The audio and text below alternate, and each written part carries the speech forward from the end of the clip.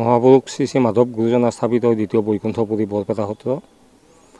এই বৰপেটা সত্ৰখন পূৰ্ব পৰম্পৰা প্ৰথা অনুসৰণ কৰি পৰিচালিত কৰিবৰ কাৰণে আমাৰ এখন পৰিচালনা কমিটি আছে, বৰপেটা সত্ৰ পৰিচালনা কমিটি।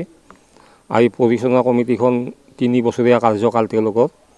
ইতিমধ্যে তেওঁলোকৰ কাৰ্যকাল সমাপ্ত হৈছে আৰু এই পৰিচালনা কমিটি 28জনীয়া সদস্য হয়। এই 28জনীয়া সদস্যৰ দ্বাৰাৰে এজন সম্পাদক নিৰ্বাচিত হয় আৰু তেওঁলোকে এই 28জনীয়া কমিটিখনে বৰপেটা সত্ৰখন পূৰ্বৰ পৰা পৰিচালনা কৰি আহিছে।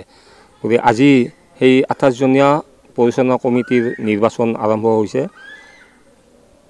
15টা সমষ্টিত এই নিৰ্বাচন অনুষ্ঠিত হৈছে 28জনীয়া দলটিত। আৰু এই 28জনীয়া পৰিচালনা কমিটিৰ লগতে আমাৰ বৰপেটা সত্ৰৰ বুঢ়া সত্ৰীয়াৰ আসনখনো খালী হৈ আছিলে বশিষ্ঠ দেৱশৰ্মা বাপজনাৰ অনুপস্থিতিত। প্ৰায় 2.5 বছৰ খালী হৈ আছিলে। আজি সেই বুঢ়া সত্ৰীয়া বাপজনাৰো পদটিৰ কাৰণে বুঢ়া সত্ৰীয়াৰ নিৰ্বাচন অনুষ্ঠিত হৈছে। 2গৰাকী প্ৰতিদ্বন্দ্বীয়ে প্ৰতিদ্বন্দ্বিতা কৰিছে, তাৰে এজনে সেই আসনখন আজি পূৰ্ণ কৰিব।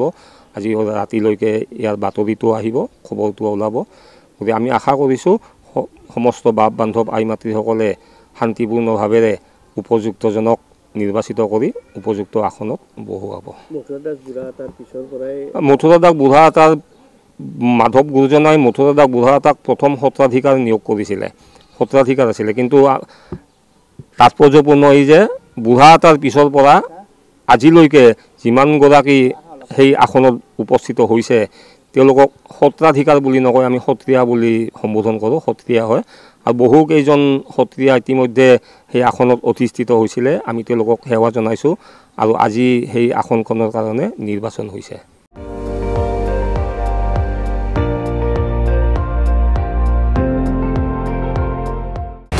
আপুনি চাই আছে ND24, সৰ্বশ্ৰেষ্ঠ নহয় সৰ্বোত্তমৰ দৌৰ।